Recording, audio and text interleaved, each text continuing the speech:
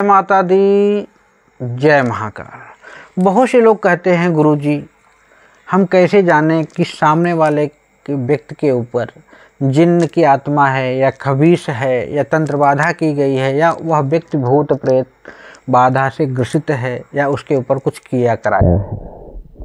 इस सब चीज़ों को जानने का एक सामान्य क्रिया मैं बता रहा हूँ कि अगर ऐसी क्रियाएं उस व्यक्ति के साथ हो रहे हैं, ऐसे लक्षण दिखाई दे रहे हैं, तो ये जान लीजिए कि उसके ऊपर तंत्र क्रिया या भूत प्रेत का असर या किसी प्रकार की बीज आत्मा है। रात को नींद ना आना, अगर आती भी हो तो थोड़ी थोड़ी देर में टूट जाए। सुबह 2 बजे के करीब, रात को 2 बजे करीब ऑटोमेटिक नींद खुल जाए, घबराहट बेचैनी महसूस होने लगे।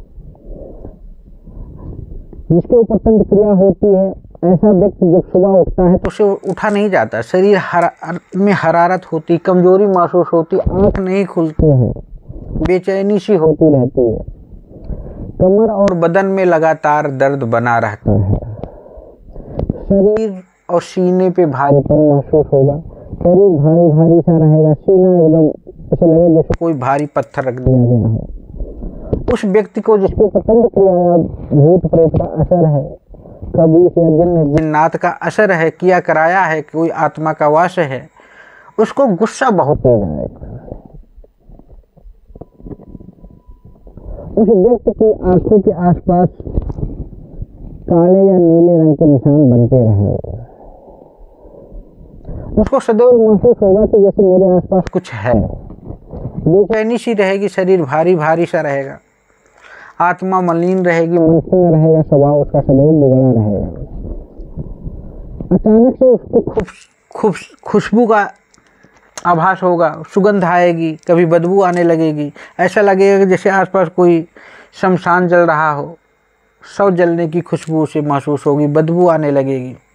विपरीत लिंगियों से उसकी कम बनेगी, ये मतलब ये है पति पत्नी में उसका दूरियां बनती चली जाएंगी, संबंध बनना बड़ा मुश्किल हो जाएगा, या पति पत्नी है तो दोनों एक दूसरे से अलग होते चले जाएंगे। सपने गंदे भी आएंगे और डरावने भी आएंगे। सेहत दिन ब दिन ऑटोमेटिक उसकी कमज़ोर होती रहेगी, गिरती रहेगी। अगर उसकी शादी नहीं है तो उसकी शादी में बहुत ही अड़चने आती रहेंगी, कोई लास्ट स्टेज पे पहुँचते पहुँचते शादी कैसे न कैसे उसकी टूट जाएगी।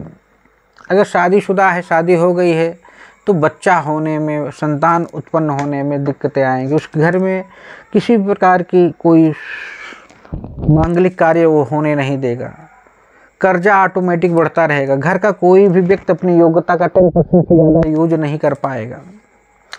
मौके ऐसे ऐसे मिलेंगे जिसकी उसने कभी कल्पना भी नहीं की थी, लेकिन मौक़ों को सफलता तक पहुंचाते पहुंचाते लास्ट स्टेज पे या तो दिग्भ्रमित हो जाएगा या तो उसके हाथ से मौका निकल जाएगा, आलस्य आ जाएगी। पैसा दवाई और उधारी में ही जाएगा। घर का कोई न कोई मेंबर परमानेंट बीमार ही रहेगा, दवाइयाँ चलती रहेंगी, 10% से ज़्यादा असर नहीं होगा, क्योंकि उसी रोग पे दवा असर करेगी, भूत प्रेत पे थोड़ी असर करेगी। कर्जा बढ़ता चला जाएगा। घर में 4 मेंबर हैं तो 4 दिशाओं में खड़े हैं, कोई किसी से सुनने को तैयार नहीं, ऑटोमेटिक वैचारिक जो मतभेद बना रहेगा। समाज में मान सम्मान प्रतिष्ठा डाउन होती रहेगी, राजनीतिक सामाजिक स्थिति कमज़ोर होती रहेगी, दुश्मन विरोधी अंदर बाहर से हावी होते रहेंगे, उल्टी और ख़तरनाक परिस्थितियों में लगातार उसे संघर्ष करना पड़ेगा। घर में कलाशी मची रहेगी, कुछ समझ में नहीं आएगा, कोई निर्णय नहीं ले पाएगा। अगर ऐसी घटनाएं आपके लाइफ में, आपके आसपास या किसी इंसान को जिसे आप जानते हैं आप, घटनाएं घट रही हैं, तो ये समझ लीजिए कि उस घर में या उस व्यक्ति के ऊपर तंत्र क्रिया हुआ है या उसके ऊपर जिन्नात या खबीस आत्मा का वास हो गया है या किया कराया है, प्रेत असर है। तो उसका उपाय बंगलामुखी कवच, प्रत्यांगरा कवच, महाविद्या कवच बनवा के सिद्ध करा के पहनाइए, या उनके घर में व्यवस्था हो तो हवन करा के उनके घर को कीलित कर दीजिए। यही प्रेत बाधा को दूर करने का उपाय है। कोई दिक्कत परेशानी हो तो आप हमसे, हमारे महाविद्या आश्रम से भी संपर्क कर सकते हैं या अपने आसपास किसी योग विद्वान से भी संपर्क कर सकते हैं। जय माता दी, जय महाकाल।